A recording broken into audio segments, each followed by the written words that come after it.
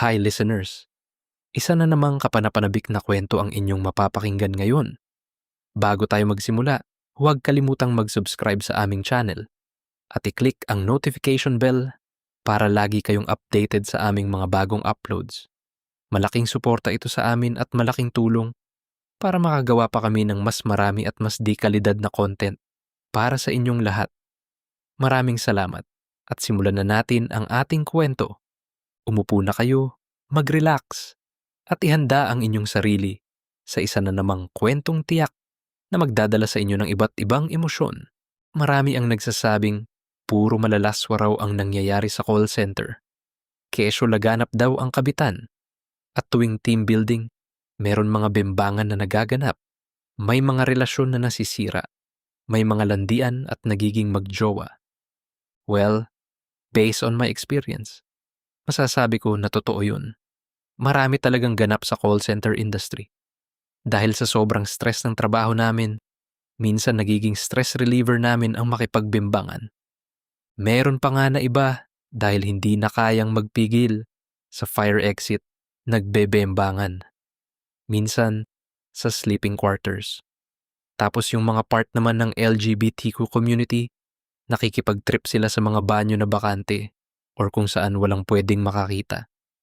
Bakit ko alam yan? Kasi ginagawa ko din yan and part ako ng LGBTQ, kaya alam ko yung galaw ng mga kapwa ko.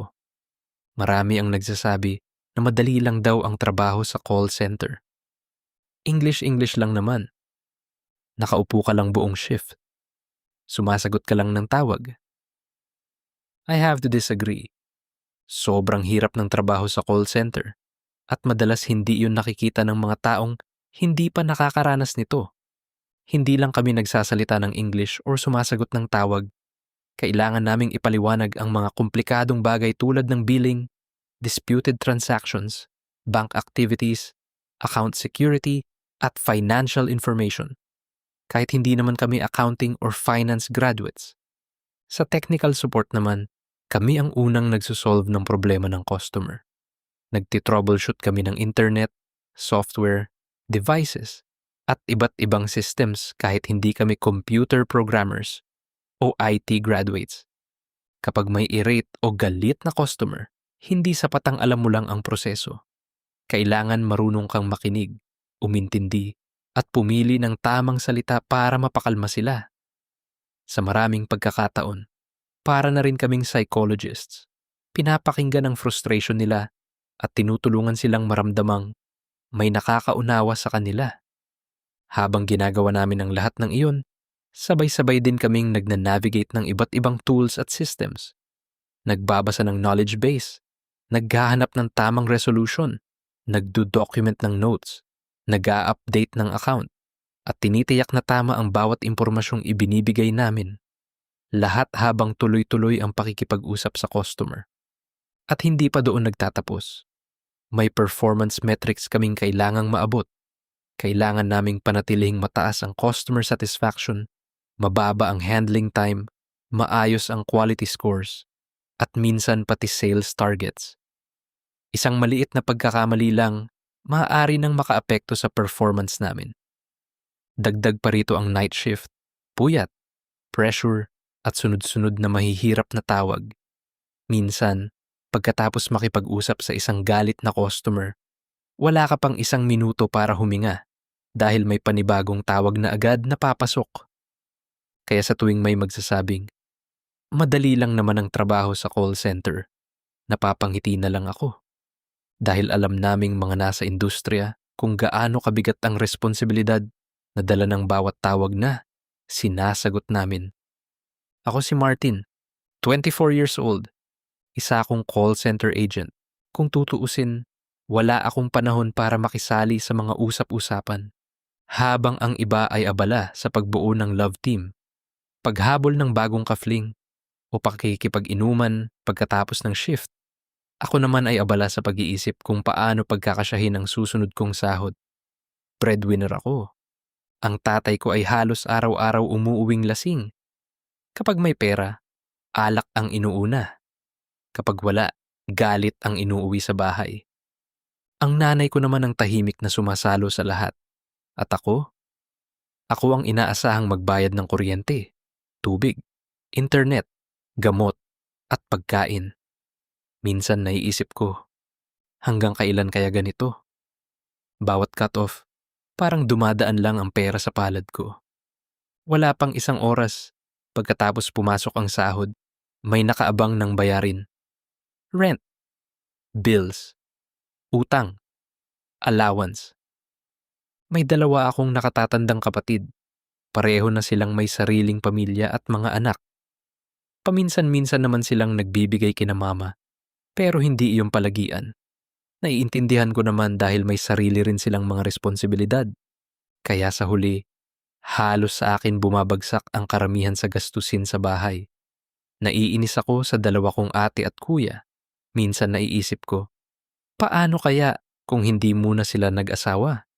Paano kaya kung nagtulungan muna kaming magkakapatid para maiahon ang pamilya namin bago sila bumuo ng sarili nilang pamilya? Baka mas maaga naming nabayaran ang mga utang.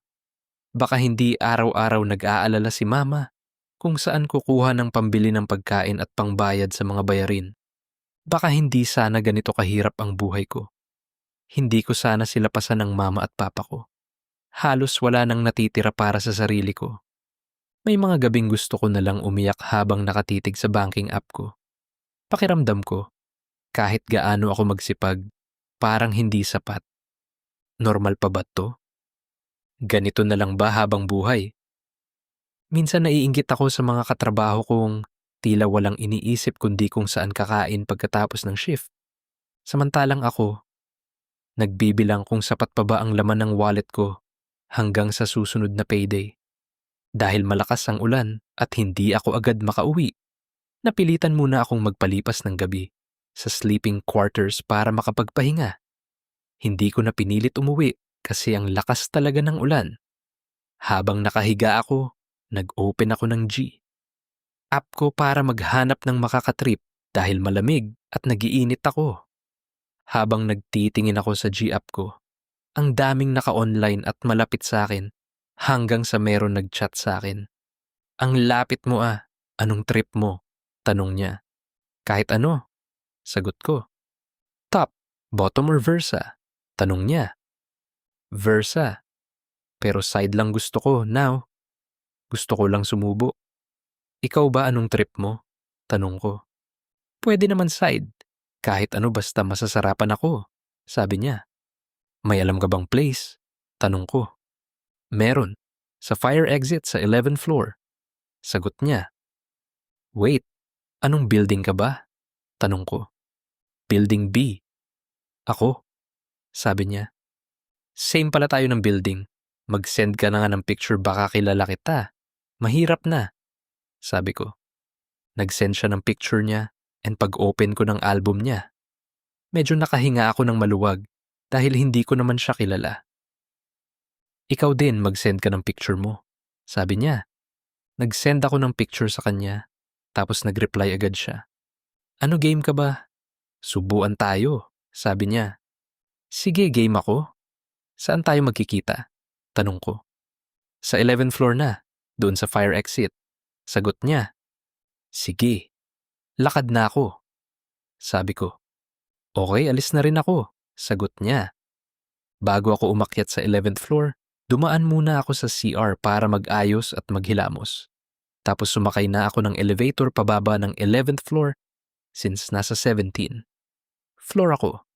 Pagbukas ng elevator, dahan-dahan akong naglakad papunta sa fire exit. Habang naglalakad ako, tumunog yung G-app ko at nandoon na daw siya sa fire exit. Binilisan ko maglakad. Pagbukas ko ng pinto, nakita ko yung isang lalaki na nakatalikod at nakasuot ng polo. Nung bigla siyang humarap, nagtama yung mata namin na dalawa at mas nakita ko yung mukha niya. Dahan-dahan akong lumapit sa kanya. Paglapit ko sa kanya, agad siyang nagsalita. Hi, I'm Ryan. Sabi niya sabay abuot ng kamay para makipagkilala. Napatawa ako sa isip ko. Ang formal naman niya. Para saan pa ang pagpapakilala? Magsusubuan lang naman kaming dalawa.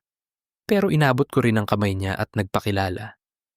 I'm Martin, sagot ko. May kasamang ngiti. Ano, game na, sabi ko. Humahalik ka ba?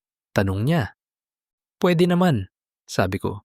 Tapos dahan-dahan siyang lumapit sa akin at hinalikan ako. Lumaban din ako ng halik sa kanya. Tapos nag-69 na kaming dalawa. At pagkatapos nun, nauna akong lumabas ng fire exit, saka siya sumunod. At bumalik na sa sleeping quarter. Isa na namang pakikipag-fun ang nagawa ko today. Dala lang ng stress sa trabaho. Parang sa ganitong paraan ko na lang na ilalabas lahat ng pagod at bigat ng araw, kahit sandali lang. Matutulog na sana ako at malakas pa ang ulan, hindi pa ako makakauwi, pero biglang tumunog yung G-app ko ulit. Ang lapit mo 1 meter ka lang, game ka fun. Tanong niya. Mag-send ka muna ng picture, baka kilala kita. Ang lapit mo, nahirap na. Sabi ko with laughing emoji. Nag-send agad siya ng picture. Tapos nagmakita ko, hindi ko naman siya kilala. Kaya nag-send din ako ng picture sa kanya. Asan ka niyan? Tanong niya. Nasa sleeping quarter ako. Sagot ko. Same. Anong room mo? Tanong niya. Room 2. Sabi ko. And sa room 2 din ako. Sabi niya. Nagulat ako nang sinabi niya na room 2 siya kasi dalawa lang tao dito sa room 2. Ako at yung isang nakakumot na lalaki. Biglang nagbaba ng kumot yung lalaki at binuksan yung flash ng cellphone niya at napatingin siya sa sulok kung saan ako nakahiga. Nagsenyas siya sa akin at nagsenyas ako sa kanya. Nagchat siya sa G-app ko na lumapit daw ako sa pwesto niya dahil mas tago dun. Lumapit ako sa kanya. Tapos hinawakan ko yung ano niya at doon na ako nabembang sa loob ng sleeping quarters. Ganito sa call center. Maraming kababalaghan, lalo na kapag nag-open ka ng G-app mo. Parang kahit saan ka tumingin, may makikita kang kakaiba o nakakatuwang eksena. Pero syempre, hindi lang puro kalokohan at fun ang meron dito.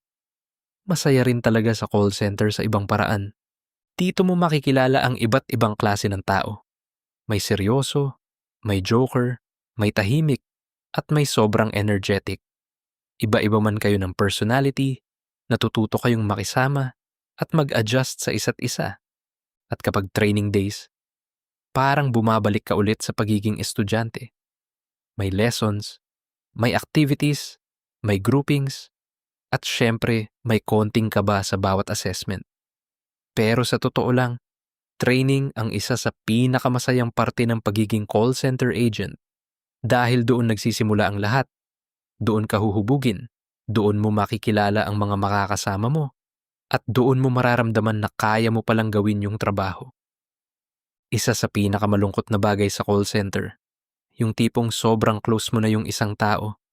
Magkatabi pa kayo sa station, sabay kumakain, sabay tumatawa.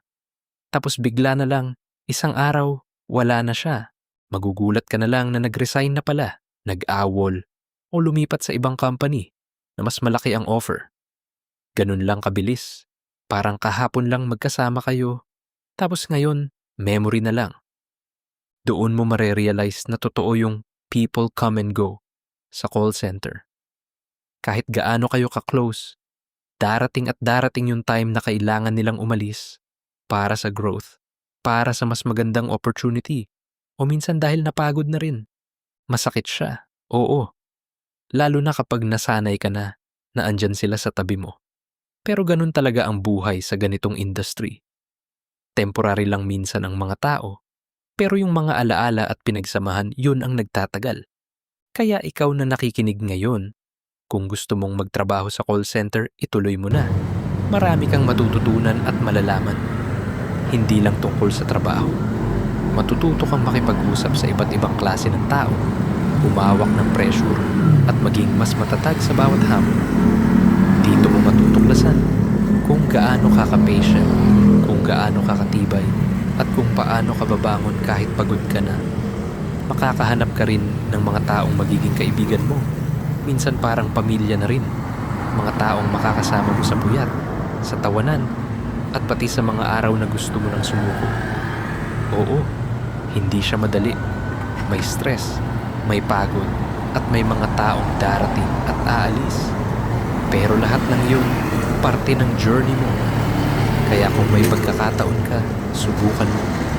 Malay mo, dito mo makita hindi lang ang trabaho na hinahanap mo, kundi pati ang mga taong magpapasaya at mga karanasang magpapabago sa'yo. Kung nakaabot kayo hanggang dulo ng kwentong ito, maraming salamat sa inyong patuloy na suporta. Malaking inspirasyon ito para patuloy pa naming pagandahin at paghusayan ang mga kwentong hatid namin sa inyo. Huwag din kayong mahiyang mag-iwan ng comment. Sabihin ninyo kung ano ang mga nagustuhan ninyo, kung ano ang maaari pa naming pagbutihin, at kung anong klaseng mga kwento ang gusto ninyong marinig sa susunod.